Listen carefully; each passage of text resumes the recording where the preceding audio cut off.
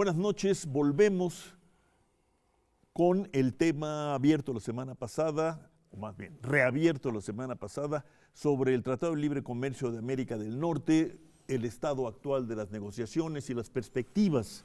Ricardo Ramírez, Federico Novello, muchas gracias por continuar con nosotros en esta actualización, digamos, de la agenda de observatorio cotidiano en la economía con el TLC. Capítulo 11, dijo Federico Novello en la reunión anterior, como uno de los temas que habría que ubicar como tema, uno de los temas cruciales, aparte de compras del Estado, el reclamo canadiense, estadounidense en materia salarial, etcétera. Ricardo. ¿Quieres que hable de los tres? No, como tú quieras, pero tú dijiste aquí bajo las cuerdas que habría una polémica con Federico en torno al 11. Voy a hablar del capítulo 11, el capítulo, y un poco para ubicar a nuestros televidentes. El capítulo 11 es un capítulo en materia de inversión que establece ciertas obligaciones y derechos para proteger la inversión, así como acceso en materia de inversión. El tema polémico, y creo que es al cual se va a referir Federico, es el tema del procedimiento inversionista-Estado, que permite a un inversionista demandar al Estado, el Estado huésped del inversión anfitrión, por cierto tipo de violaciones, ¿no? Primero, y quizá para tener una buena discusión, te voy a poner mi opinión y un poco a ver qué Federico qué piensa. México ha perdido alrededor de 250 millones de dólares en casos en materia de inversión. ¿Pero por qué los ha perdido? ¿No? Estos son casos en que inversionistas han demandado al gobierno mexicano por ciertas actuaciones. El mismo más o menos número de casos a Canadá han demandado inversionistas de Estados Unidos a Canadá. Estados Unidos también ha sido demandado, pero no ha perdido ningún caso. Esa es como la perspectiva. Ahora, México ha perdido varios casos y ha ganado, más o menos estamos la mitad. ¿Pero por qué los ha perdido? Por un gobernador que un día antes de salir de su mandato declara una zona libre de cactáceas sin ningún fundamento jurídico, un día antes de que termine, por un Congreso de la Unión en el cual, a pesar de habérsele dicho claramente que era un acto discriminatorio, impone un tema de IEPS a la fructosa. Entonces, los casos que México ha perdido, salvo uno quizá, donde es cuestionable la decisión, son casos que México debió haber perdido, porque el gobierno no actuó bien. Conforme al contrato. Conforme al contrato y conforme a derecho. Me sorprende que en México la discusión siempre fue, perdimos esos casos, tuvimos que pagar, pero nunca se procesó a los funcionarios que participaron en eso. No hubo ninguna responsabilidad. Entonces, al final, desde luego, el capítulo 11 es un tema que va con una política de decirle al inversionista extranjero, ven, te voy a proteger, porque tus instituciones no te dan. El tema aquí nunca ha sido una discusión de si en México hubiese un Estado de Derecho donde los tribunales actuaran conforme a derecho y donde no hubiera ningún problema, no habría una discusión de capítulo 11, porque mi argumento siempre ha sido que estos casos, ante el ojo de cualquier persona razonable, México los debe haber perdido. Y nunca se inició un procedimiento en contra de los funcionarios que perdieron. Federico. No sé, Federico. Sí, a mí me parece interesante el asunto. Me iría un poco más atrás, porque en el texto del tratado, el respeto a las constituciones de los tres países se afirma hasta el capítulo 6, no está en el inicio del tratado. En México, seguramente como en ningún otro país del mundo, se ha honrado en la normatividad a la cláusula Calvo, que protege al inversionista nacional frente al inversionista extranjero. El documento que aparece ahora que The Economist se ha vuelto cardenista, viene a colación, el testamento. Xi Jinping es campeón de libre comercio y de la globalización. No sé por qué tenemos que sorprendernos. Pero el testamento político de Lázaro Cárdenas le propone a quien lo sucede en el poder y le propone que se lo haga saber a quien le suceda a este en el poder, que es conveniente pedirle al inversionista extranjero que renuncie al apoyo de su gobierno cuando invierte en el país para efectos de no tener un trato diferenciado y favorable, abusivo. El problema es que esto se recoge en el 27 constitucional, que según la crónica, pues es el capítulo del artículo más debatido y el último en aprobarse en el constituyente del 17. El único en el que hubo participación de observadores extranjeros también. Este capítulo establece que el gobierno, el Estado mexicano, no puede ser demandado en tribunales distintos a los nacionales y con arreglo a normas distintas a las del país. El capítulo 11 modifica eso, es decir, el asunto está antes de. ¿Qué ha dicho? ¿Qué es el TLC en términos normativos? Es una ley suprema que para efectos de su jerarquía está entre la Constitución de la República y las constituciones de los estados. ¿Qué ha pasado cuando se paga o cuando se gana? Que se ha aceptado una regla distinta a lo que la Suprema Corte dice que prima, la Constitución frente a estos tratados internacionales.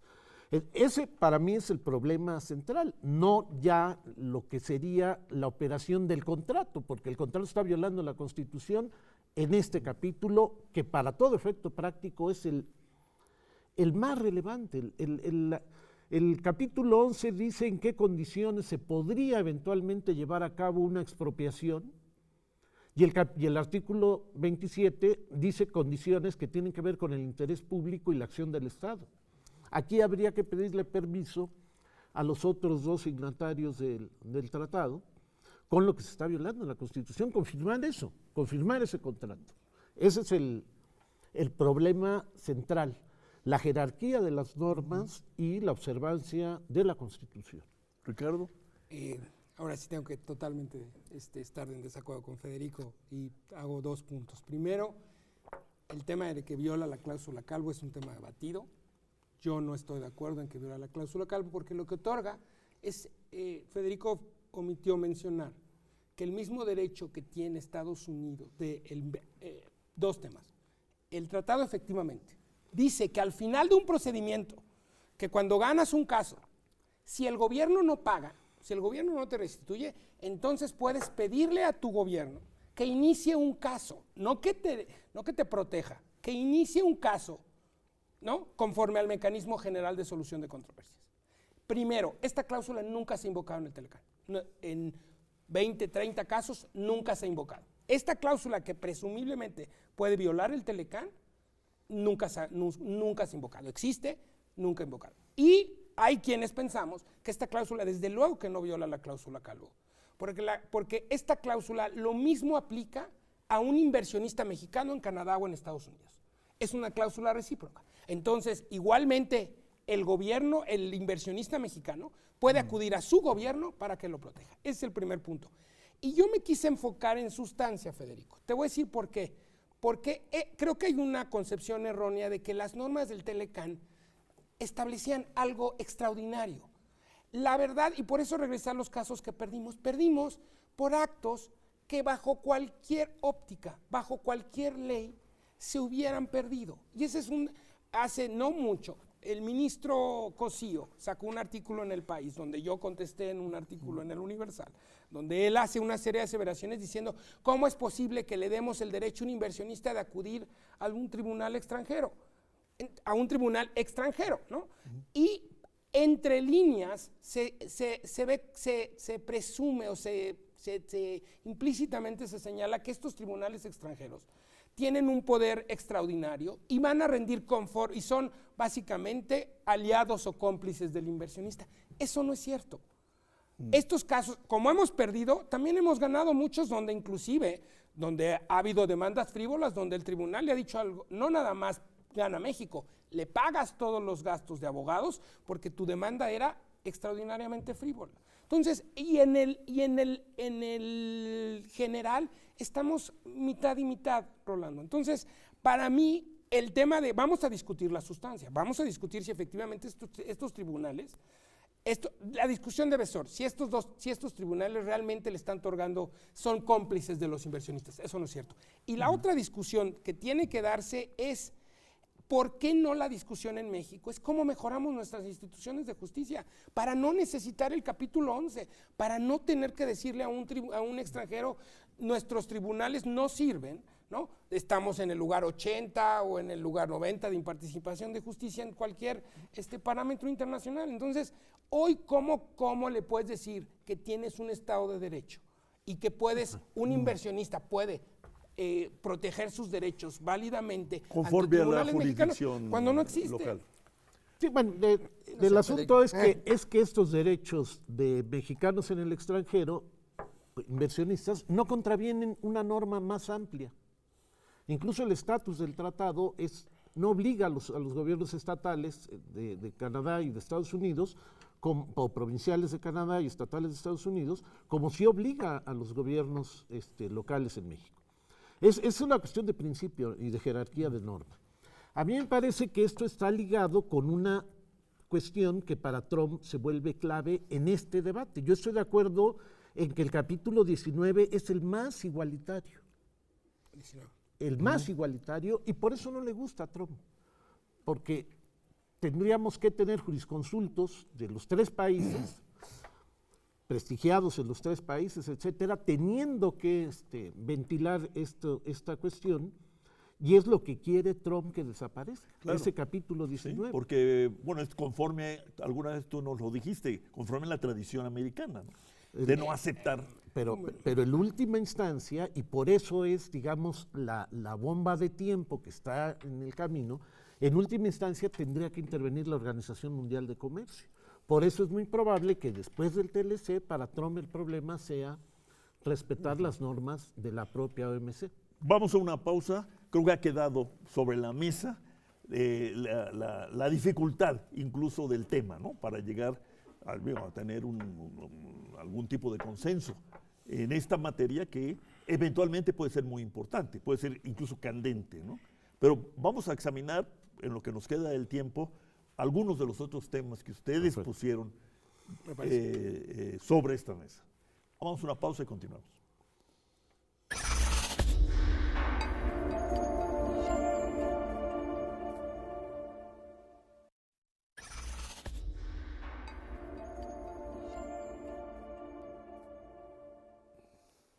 Federico Novello, Ricardo Ramírez, le dimos una buena repasada, tomando en cuenta los tiempos de la televisión, a un asunto que suele quedar un poco al lado, ¿no?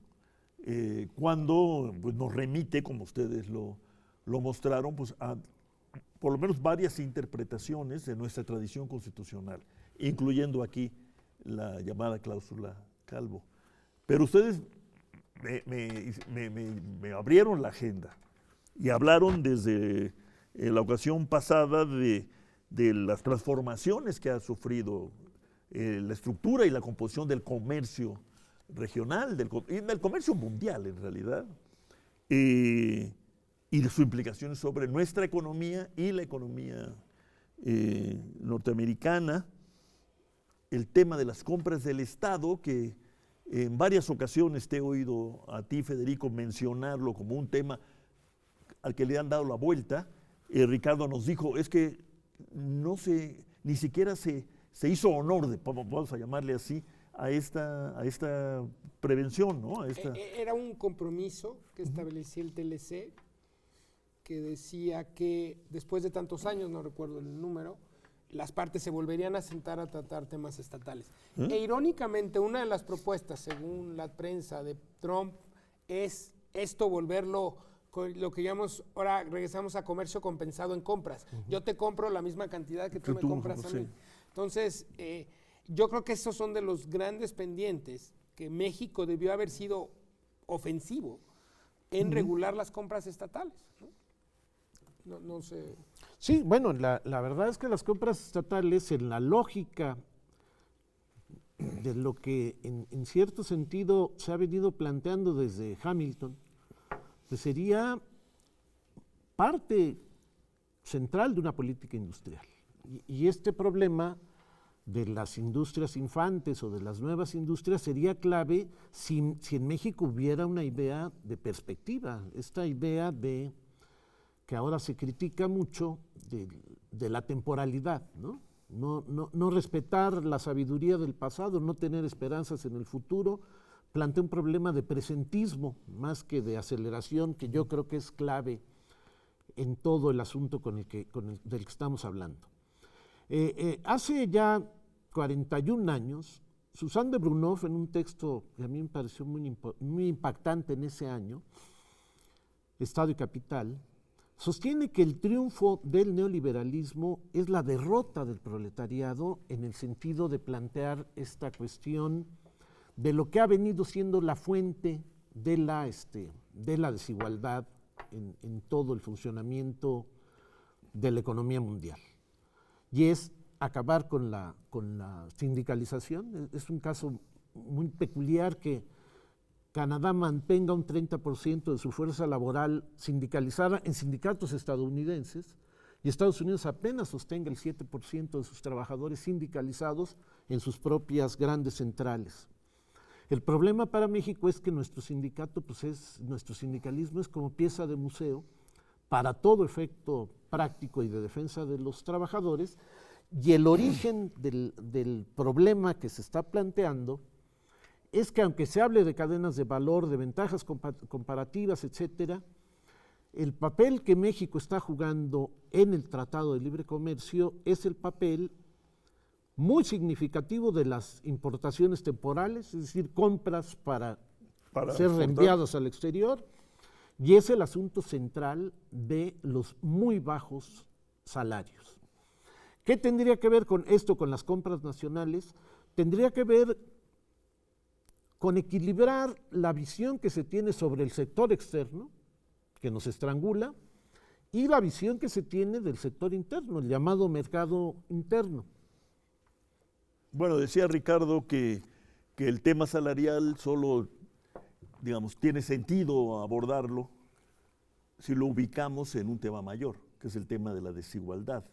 Pero eso no necesariamente pasa por el Tratado de Libre Comercio de América del Norte, ¿no? Es decir, con tratado o sin tratado, la desigualdad la tenemos como el elefante en la casa, ¿no? Precisamente, exactamente por lo que tú dices, es ¿qué le vamos a atribuir? Y regreso nada más para hacer un comentario de lo que dijo Federico de compras. Al final, ¿hasta cuándo el tratado no te dice a quién le tiene que comprar el gobierno? O sea, al final no hay una política de compras del Estado, y esa no te la regula el Telecan. No te la impide el Telecan. No te la impide el Telecan. Te tiene ciertas, tiene establecidos ciertos umbrales, pero hay ciertas compras que ni siquiera entran en el ámbito del tratado. Para que entren en el ámbito hay una serie de reglas. Yo quería tocar el tema laboral, porque el tema laboral tiene varias, y coincidiendo con Federico en el tema de, una cosa son los derechos laborales, una cosa son las convenciones laborales de la Organización Internacional del Trabajo, a la que creo que México debería de abrir los brazos y decir, debo de estar en todas, ¿no? Esa es una parte, los derechos laborales. La otra parte es la vertiente de ventaja competitiva. O sea, ¿qué te da que puedas tú intercambiar? Y en un esquema donde 3 y 1 es el que puede dar la fuerza de trabajo, pues dirías que es la ventaja, esa es la parte de la ventaja competitiva, ¿no? Y luego viene el tema de salarios. A mí me parece que el TLC lo único que debería regular es la parte de los derechos laborales, la parte de qué derechos se otorgan o no. Lo que está pasando, estamos convirtiendo el TLC o los TLCs en tratados laborales. ¿Qué pasó con la Organización Internacional del Trabajo? ¿Dónde está la Organización Internacional del Trabajo? Al final, el éxito del TLC en lo que se trasladó es en traer más normas que un poco salían del ámbito. Y regreso a otro tema, ambiental. ¿Por qué hacemos un capítulo ambiental, un capítulo laboral? Ahora queremos un capítulo. Fue una condición para firmarlo prácticamente, ¿no? Que violó la norma del fast track, por cierto. Sí. Pero que hoy, en esa época, todos, o México tradicionalmente se oponía y fue el que estuvo a la defensiva. Yo me pregunto si México hoy no debe estar a la ofensiva en ese tema. Y México no debería decir retomar París, retomar otros convenios. Cambio climático, más que las últimas épocas, nos da que es una realidad y que vemos cómo lo vamos a retomar. Hoy deberíamos de estar del otro lado y decir, quiero normas laborales. Normas ambientales. Normas ambientales y, por ejemplo, que vayan más allá, inclusive de la ley de transición energética, ¿no? Vamos a usar energías renovables. Ahí, insisto, regresamos, no hay una política ambiental, hay una política de energía renovable. Bueno, entonces lo que ustedes están diciéndonos es que con TLC y sin TLC tenemos una agenda de posposiciones, soslayos y omisiones. Y contradicciones. Y contradicciones, ¿no? ¿Por qué no me ayudan a cerrar esta, no lúgubre, pero sí poco esta estimulante agenda? Hay una cuestión que me parece muy importante, lo que dijo Ricardo de la OIT. El problema es otra vez cómo nos entrampamos en nuestra propia contradicción. La definición que tiene el artículo 123 del salario mínimo es la de un salario remunerador. Y hasta hace muy poquito era una unidad de cuenta y había que tener 2 para ser pobre. Es decir, de ahí para abajo era la pobreza. Entonces, el asunto es cómo el primer intento, que sí fue violatorio del Fast Track, porque el Fast Track consistía en que el Ejecutivo de Estados Unidos gestionaba un tratado y se lo presentaba al Congreso y se aprobaba o se rechazaba, pero no se modificaba. Y es el Congreso el que mete los 2 paralelos en materia laboral y en materia ambiental. Pero en materia laboral prácticamente lo que dice es que cumplamos con nuestras reglas. Es decir, es un bofetón con un guante no precisamente Yo diría blanco, que ¿no? eso se ha mantenido, Federico. Así es. Al final, si uno lee bien lo que el propio Trump dice, pero lo que vino a decirnos Trudeau, es, ahí están sus normas, ¿no? Y sí hay un efecto. A eso me quisiera referir. Cuando se privilegia al sector externo, los salarios pueden ser el elemento de flexibilidad y eventualmente de competitividad.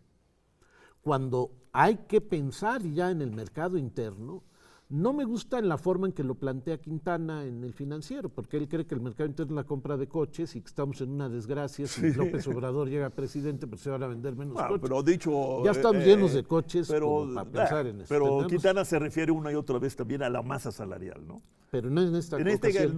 No, en esta ocasión. Entonces el problema del mercado interno es que hay que hacer crecer los salarios en términos reales.